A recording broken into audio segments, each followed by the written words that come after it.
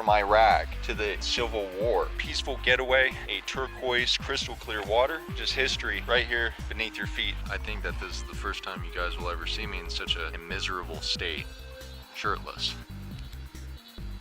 I think that worked.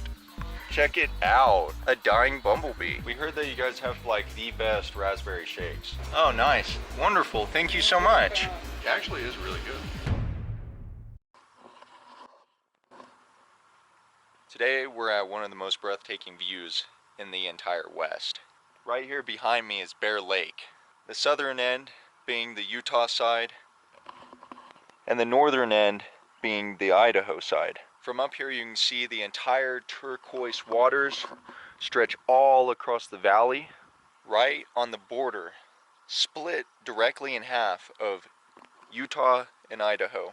Because of the turquoise waters, which has something to do with calcium, they call it the Caribbean of the Rockies. And throughout this video, you'll see why. Today, we're going to be diving into the beauty, the history, and of course, a few hidden stories surrounding this incredibly beautiful place. Let's check it out.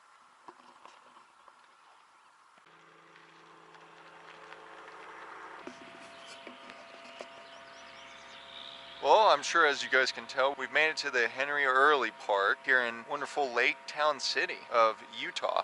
And Bear Lake is going to be right down the main road here. I'm traveling across this land and the lake, trying to learn about any historical significance that this land has. And there's plenty of it, but it's just not as obvious as other areas. So, the Lake Town area was originally inhabited by Indian tribes, like the Sioux, the Shoshone, and others. And way back when, they would engage in various activities like fishing and trading and hunting, gathering. But for a lot of these tribes, it was typically here on the south end of Bear Lake, Utah. And way back when, during the year of 1811, were the first visitors of non-natives descending down upon the mountains during the very earliest days of Manifest Destiny. And for a lot of these people, they were simply just hunting, gathering, but specifically for the fur of beavers. Back then, that was one of the most lucrative businesses. And then several years later, through the years of 1825 and 1840, these very same fur traders began interacting with the natives here, and they developed a rendezvous of sorts. And so every single year, on the south end of Bear Lake, I assume in the winter, the non-natives and the natives would get together and they would trade various goods. Even some of the more well-known attendees, Jim Bridger, Jedediah Smith, Peter Ogden, which is named after a city somewhat nearby over the mountains to the west, in the spring of 1867, without consent of proper authority, and also in violation of an Indian treaty.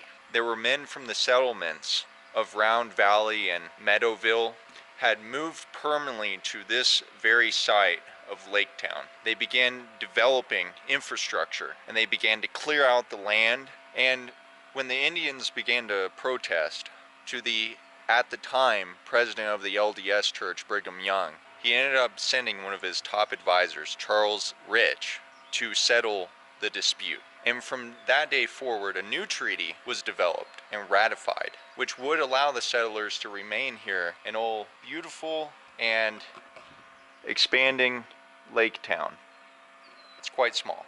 But the catch was that these settlers had to trade and mostly give food during times of need to the local Indian tribes. When 1868 rolled around, the LDS Church, which was sponsoring the treaty, and at the same time, the development of the valley here had made a move to make a permanent settlement here in Lake Town.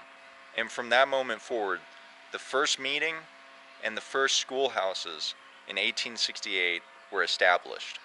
Between 1871 and 1874, a store and post office were made here, further solidifying this town's development, grounding them to this very land. And even to this day, after all these decades have passed, there are actually still people from the original families that first settled here that live here still today.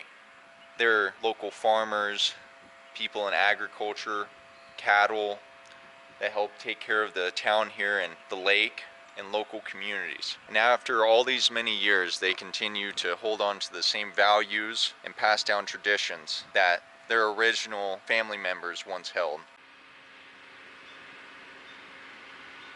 But right here in Lake Town, at the edge of Bear Lake, is no doubt a small but very powerful tribute. One of it being this war monument. It is easy to pass by something like this without realizing and feeling the weight that it can carry. You see, the monument behind me honors the local veterans, people from this quiet lakeside town who had served in wars across the entire globe.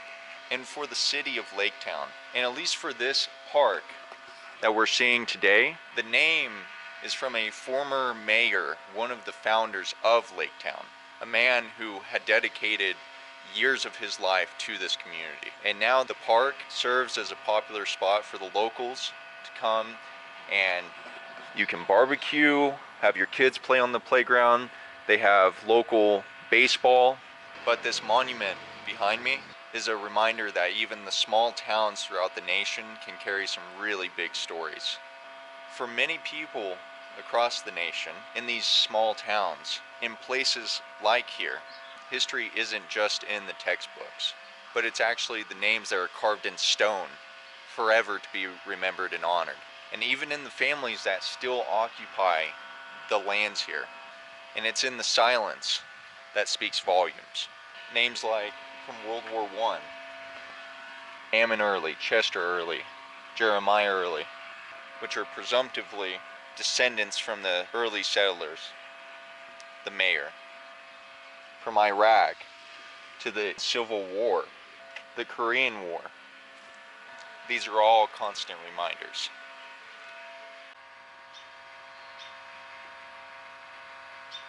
So we've made it here to Rendevu Beach, Utah, at the very southern end of Bear Lake.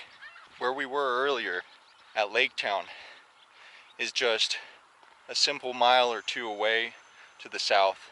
You see, here at Rendevu Beach, on the southern edge of Bear Lake, history and nature collides.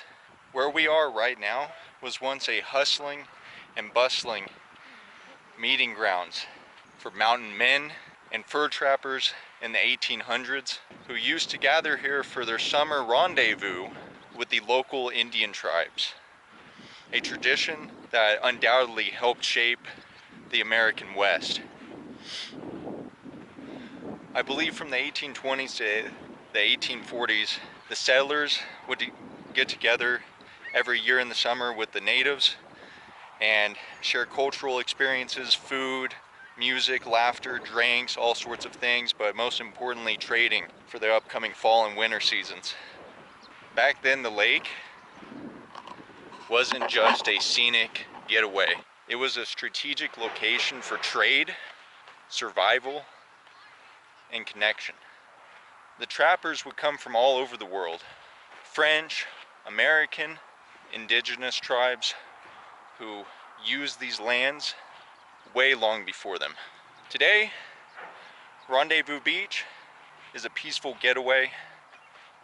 Families gather here for picnics, or kids, they run into the lake to swim, jet skis, zip by real fast. But after all, it's still a place that connects us to a rugged past, reminding us of a time when the land was wild and mostly untamed. And it was this very beach that served as more or less as a crossroads in the vast expanse of the American frontier.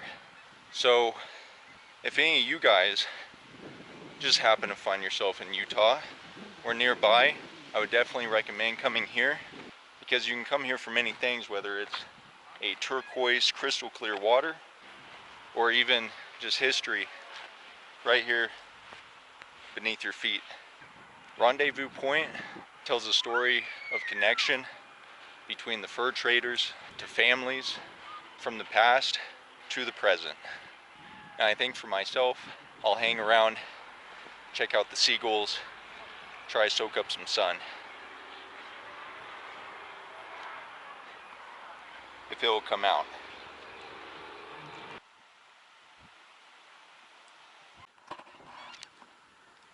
I think that this is the first time you guys will ever see me in such a decrepit and miserable state, shirtless. But we're here on Rendevu Beach, a place with great historic significance in the southern part of Bear Lake here in Utah. I'm on a mission. Those little bastards. Now I'm going to try to get them to come up as close as I can to me by feeding them these potato chips. I think they have an idea of what's going on. Let's see what we can do, shall we? See if I can come up for a thumbnail.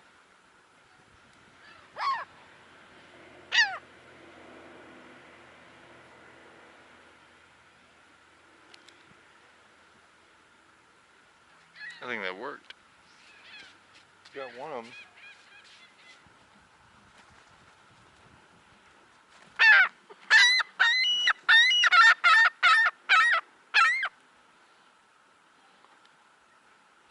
It's working.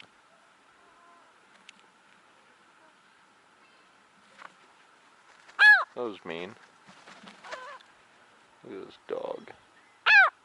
Hey, don't bark at me. I have one more. He wants it so bad. Look at him. He's so distraught, upset. Isn't he? They'll come back. They always come back. Fine snack, this feller. Just kidding. I'm gonna try and save him if I can. But due to his injuries, I think he's dunsies. Yo, you guys check this out. Oh my goodness. Dang it! It's a dying bumblebee. Ew, gross. Wait, he's gonna look. Check it out. A dying bumblebee. I don't know where to put him. I guess over there. Maybe on the tree? Like, put him on that branch that's right there. This will be his place of burial or something. Somebody stuck their trash right here. Yeah, those people should be thrown in prison. Okay.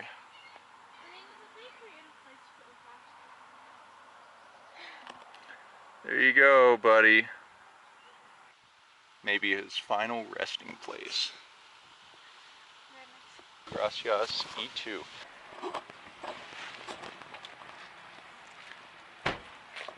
What if they're really mean to me and they're like, hey, don't vlog in here?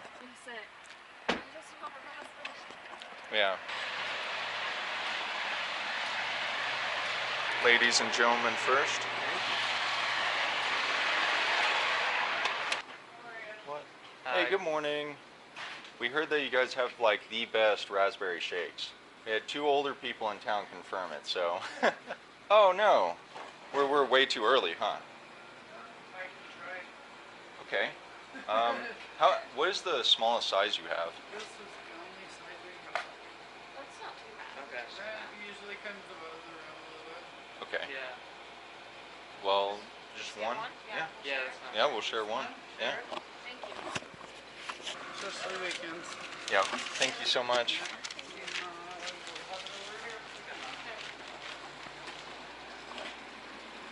It's kind of cool.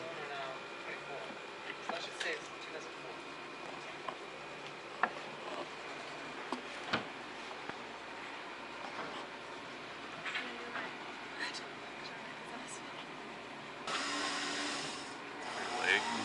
It's kind of, actually that's a decent price, I feel like.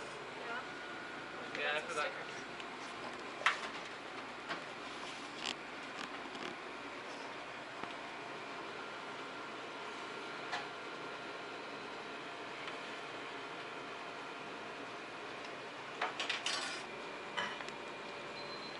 We've stayed in the area like, how many days? 4 or 5 days now, I guess? I think 3. I think Three? we stayed 3 nights, so maybe 4 Okay, days. 3 nights, yeah. 4 days. So it's, oh yeah, it's great, but now we gotta leave, so gotta do the last best thing. I'm gonna pull this up so I don't burn it.